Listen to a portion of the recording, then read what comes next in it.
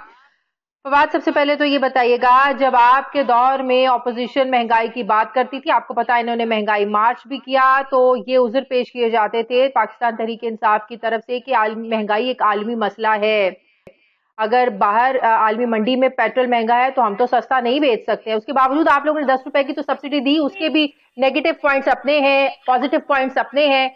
लेकिन क्या आप लोग समझते हैं कि आज पूरी दुनिया में जो महंगाई की सूरत हाल है, आप लोगों का कल जो एहतजाज करने जा रहे हैं, ये जस्टिफाइड है? फवाद, देखो, पूरी दुनिया में महंगाई की सूरत हाल ऐसी कहाँ है जहाँ पे जैसी पाकिस्तान में कर दी है।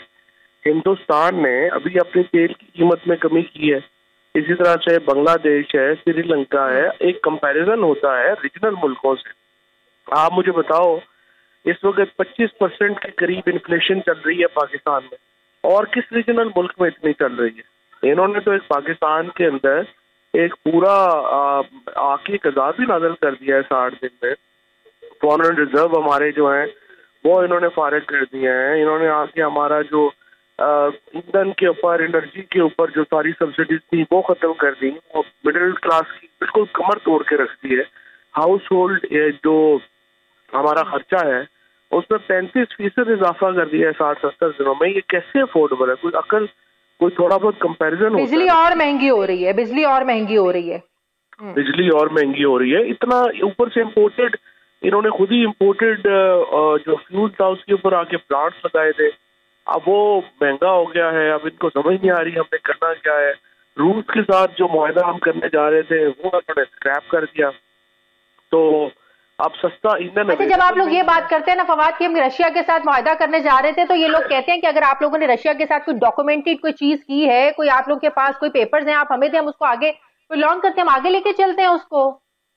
तो ये तो पहले कहा था उसने, मस्ता ने, कि कोई ऐसा नहीं है। फिर जब हमाद अजहर ने शेयर कर दिया ट्विटर के ऊपर, तो CNN से इंटरव्यू में ये मान गए कि जी बिल्कुल ये है। लेकिन फिर 50 दिन सोए रहे। 50 दिन में इंडिया ने उनसे डील कर ली, यूरोप ने उनसे कर ली, श्रीलंका ने कर ली। नहीं कर सके तो ये नहीं कर सके। तो अगर आप लोग होते, अमेरिका का प्रेशर होता, आप लोग तो ये कह रहे हैं ना कि अमेरिका के प्रेशर की वजह से ये लोग नहीं कर रहे हैं, ऑल्दो इंडिया ने तो कर लिया। तो अमेरिका, इस वक्त आपको पता है IMF के पैसों की हमें जरूरत है, हमारे जो रिजर्व हैं वो कितने कम रह गए हैं, पैसे की हमें जरूरत है। हमारे किसी दोस्त मुल्क से अभी तक हमें कोई पैसा मिल नहीं रहा है। तो अगर अमेरिका, आपको पता है कि IMF पर अमेरिका का कितना ज्यादा प्रेशर है, अमेरिका का इन्फ्लुएंस कितना है IMF पर, तो आप लोग भी अमेरिका की बात मानते या ना मानते रशिया से तेल लेने के हवाले से? देखो, ये तो एक बुनियादी झगड़ा है ना पाकिस्तान में।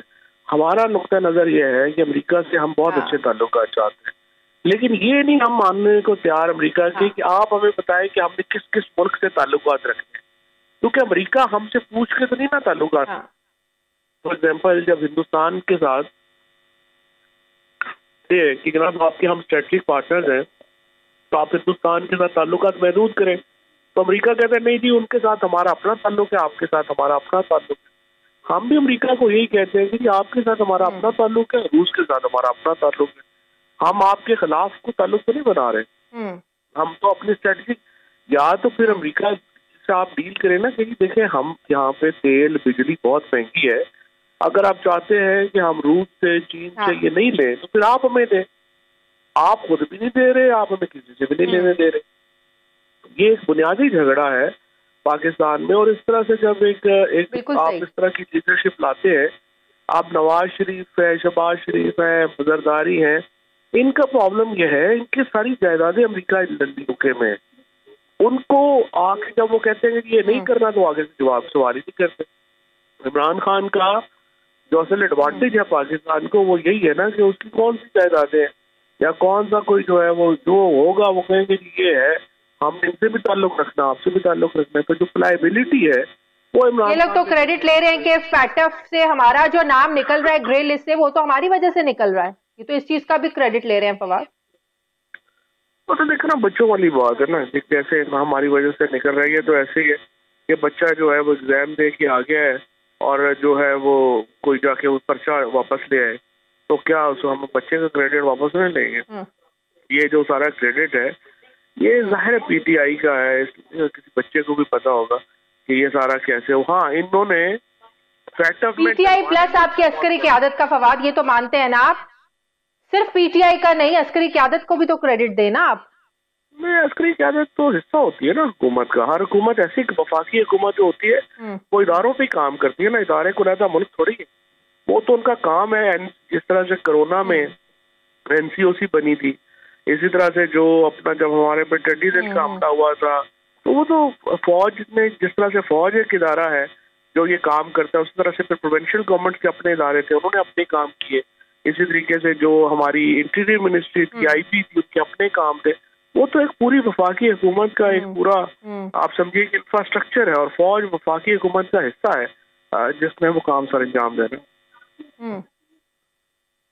सही। फवाद, कल से जो आप लोग एहतजाज करने जा रहे हैं, महंगाई मार्च करने जा रहे हैं, इस महंगाई के खिलाफ, मौजूदा हुकूमत के इकदाम के खिलाफ, इसका आप क्या इम्पैक्ट इसका देख रहे हैं? आप लोग कॉल देंगे, कल लोग निकल आएंगे, घरों में वापस चले जाएंगे, व्हाट नेक्स्ट? देखिए ना, अब हमारे पास ऑप्शन जो है वो यही है ना कि आप एहतजाज के लिए लोग बाहर निकले। जो नंबर बाहर निकलेगा उससे अंदाजा हो जाएगा कि लोग जो है वो किस हद तक तैयार है अपने हकूक की जंग लड़ने के लिए। अगर वहां पे लोग जो हैं वो नहीं निकलेंगे, जिसका मतलब ये है कि पाकिस्तान में लोग थक गए हैं और वो एक जुल्म के निज़ाम के साथ समझौता कर गए। लेकिन अगर लोग निकलेंगे, बड़ी तादाद में निकलेंगे, तो ये एक इब्तिदा होगी एक नए इनकलाब की। और पाकिस्तान में हम ये समझते हैं कि तो अब इस तरह के एहतजाज पर इत्तफाक कर लिया है, क्योंकि हमें तो पता है कि एक लॉन्ग मार्च की तारीख देनी थी, एक बार फिर से लोगों को इस्लामाबाद की तरफ निकालना था, धरना देना था, तब तक बैठना था जब तक नए इलेक्शन की डेट अनाउंस नहीं हो जाती। उससे बैकआउट कर गए हैं। बैकआउट करने की वजह क्या है, या वो भी अभी पाइपलाइन में है, उसका कोई मुनासिब वक्त है? सुप्रीम कोर्ट के फैसले का इंतजार है, सुप्रीम कोर्ट की डायरेक्शन का इंतजार है, या ये वजूहात हैं कि अभी उसकी कॉल नहीं दे रहे आप लोग? नहीं, वो भी अगर ये जो इस वक्त एक मामला चल रहे हैं, अगर वो किसी किनारे पे नहीं लगते हैं तो फिर जाहिर है वो वक्त भी आ जाएगा। और अगर ये हुकूमत नए इंतखाबात की तरफ चली जाती है उसके बगैर, तो वो ज्यादा बेहतर होगा पाकिस्तान के लिए। लेकिन लोग जो हैं वो इस सियासी सूरत हाल चली जाती है। आपको क्या लगता है, आपको क्या लगता है? वो तो 1 साल के लिए आए बैठे हैं, वो कह रहे हैं कि अगस्त तक हम अपनी मुद्दत पूरी करेंगे, अगले इंतखाबात 2022 में ही होंगे, 2023 में। बात यह है कि जो इस वक्त मुल्क के हालात जा रहे हैं, कोई भी जो अक्लमंद आदमी है वो समझता है कि ये हुकूमत 2023 तक को नहीं, और अगर ये कोशिश करते हैं 2023 तक लेके जाने की, तो उसमें फिर बहुत मुआशी खदशात है, और यही ना हो कि हम डिफॉल्ट कर दें। लिहाजा इसकी वजह से मैं ये समझता हूँ कि शायद ये हुकूमत जो है उसके बस में नहीं होगा 2023 तक लेके जाना। ज्यादा से ज्यादा यही अक्टूबर नवंबर में इनको इलेक्शन करवाने पड़े।